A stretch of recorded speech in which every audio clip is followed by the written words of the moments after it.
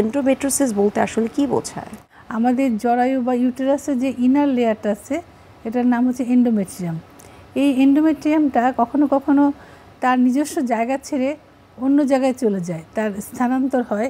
মানে আমরা মেডিকেলের ভাষায় বলি যে endometrium other than ectopic endometrium আর কি, endometrial tissue other than the uterine cavity. এর মানে আপনার ইউটেরাইন ক্যাভিটির যে নর্মাল এন্ডোমেট্রিয়ামটা থাকে ওটা যদি কখনো একটুখানি বিচ্যুত হয়ে বাইরে চলে যায়, পেলভিক ক্যাভিটিতে চলে যায়, ওভারিতে চলে যায় বা আপনার ফ্যালোপিয়ান টিউবে চলে যায়, তখন এটা নাম হয়ে যায় এটা এন্ডোমেট্রিওসিস। আচ্ছা, মানে নর্মাল এন্ডোমেট্রিয়ামের জায়গায় না থাকলে এটা এন্ডোমেট্রিওসিস হয়ে যায়। এবং এই এন্ডোমেট্রিওসিসটা অনেক ধরনের প্রবলেম তৈরি করে। হ্যাঁ, এই এন্ডোমেট্রিওসিসের মধ্যে আবার আমরা চকলেট সিস্ট প্রায় শুনি। যখন এটা ওভারিতে হয়, ওভারিতে এটা সিড করে, তখন ওখানে চারিদিকে এক ধরনের সিস্ট আবরণ তৈরি করে। এটা পরে আবার আসছি, এখন প্রাথমিকভাবে বলছি। এই মানে আমাদের কাছে দেখবেন প্রায় বলে আমার চকলেট সিস্ট হয়েছে, চকলেট সিস্ট হয়েছে। তো এই এন্ডোমেট্রিয়ামটা যখনই একটোপিক ভাবে হয়ে যায়, একটোপিক মানে আদার দেন নর্মাল সাইট, তখন এটা একটা প্যাথোলজি তৈরি করে।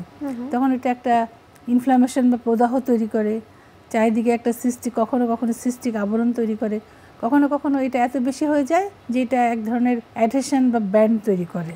আচ্ছা, হ্যাঁ, এবং এটা ইনফার্টিলিটির একটা কারণ হয়ে দাঁড়ায়। আমার মেইন কথাটা হচ্ছে ইনফার্টিলিটি অ্যান্ড এন্ডোমেট্রিওসিসটা, এন্ডোমেট্রিওসিস সম্পর্কে বলবো, এবং ইনফার্টিলিটির সাথে যে এন্ডোমেট্রিওসিসটা ওতপ্রোতভাবে জড়িত, অনেক ক্ষেত্রে এটা ওভারকাম করা যাচ্ছে, আমরা ট্রিটমেন্ট করে ওভারকাম হচ্ছে। অ্যান্ড যে এন্ডোমেট্রিওসিস, এটা হচ্ছে 4টা স্টেজ হয়। যখন একটু হালকা থেকে স্টেজ 1, স্টেজ 2, স্টেজ 3, স্টেজ 4, এভাবে আমরা একটা ট্রিটমেন্টে চলে আসি। যখন ওই এন্ডোমেট্রিয়াল টিস্যুটা অল্প একটু সিট করে গেঁথে যায় কোনো জায়গায়, সেটা আমরা খুব তাড়াতাড়ি ট্রিটমেন্ট করে এটা সরাই ফেলতে পারি। এন্ডোমেট্রিওসিস জনিত সমস্যার সাইন সিমটম আসলে কি? হ্যাঁ, আসলে এন্ডোমেট্রিওসিস এটা আমরা ছাড়া, মানে ডাক্তাররা ছাড়া সাধারণ রোগীরা বুঝবে না। ওনারা বেশিরভাগ সময় এটা সিমটম নিয়ে আসে পিরিয়ডের সময় তাদের পেইন হয়, মাসিকের সময় তাদের অতিরিক্ত যন্ত্রণা হয়, তীব্র ব্যথার কথা বলে। কারো কারোটা হালকা, কারো কারোটা অনেক তীব্র, কারো কারোটা এত বেশি তীব্র যে সহ্যই করতে পারে না। তখন দেখা যায় যে তার একটা বড় কোনো সিস্ট হয়েছে, চকলেট সিস্ট হয়েছে। এবং এটা এমনকি ইউটেরাসের ইনার লেয়ারে না থাকে, ইউটেরাসের মায়োমেট্রিয়াম মানে ইউটেরাসের যে মাসেল লেয়ারটা আছে ওটার মধ্যেও মাঝে মাঝে চলে যায়। ওটারও একটা নাম আছে অ্যাডেনোমায়োসিস। এটা হচ্ছে এন্ডোমেট্রিওসিসেরই আর একটা নাম, যেটা যখন এটা ইউটেরাসের মায়োমেট্রিয়াম বা মাংসপেশিতে থাকবে তখন এটার নাম হবে অ্যাডেনোমায়োসিস। এই প্রত্যেকটাই খুবই পেইনফুল কন্ডিশন। আর বেশিরভাগ সময়তে যাদের হচ্ছে মাসিকের সময় প্রচণ্ড ব্যথা করবে, ইরেগুলার হবে, পেলভিক পেইন হবে, ডিসপ্যারোনিয়া মানে হাজব্যান্ডের সাথে থাকার সময়ও অনেক কষ্ট পাবে।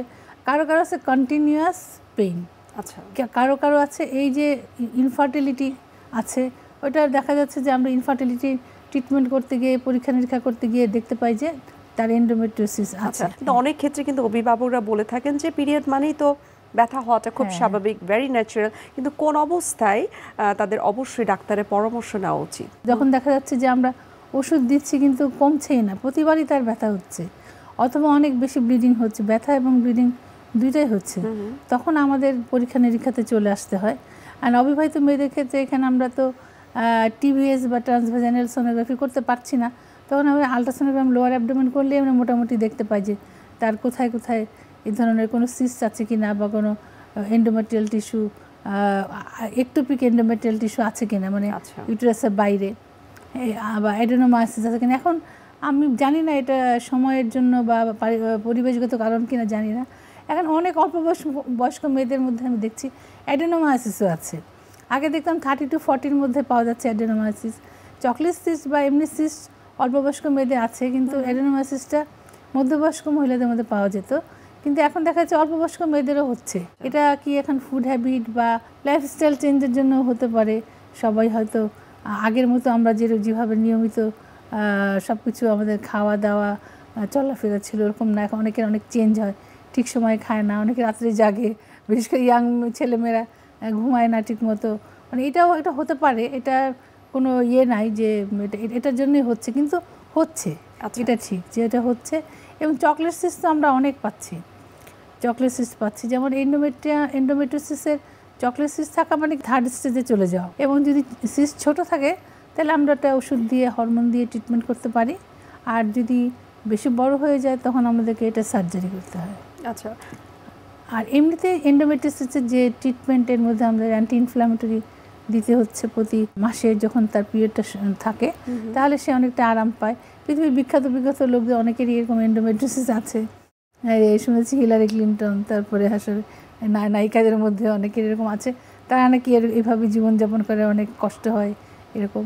তো এই এন্ডোমেট্রিওসিসটা আসলে খুবই কষ্টদায়ক একটা জিনিস, এবং আমরা এটা ট্রিটমেন্ট করতে পারি যখন এটা ওদের থার্ড বা ফোর্থ স্টেজে না যায়, তার আগে আমরা ওষুধ দিয়ে, মেডিসিন দিয়ে, হরমোন দিয়ে ট্রিটমেন্ট করতে পারি।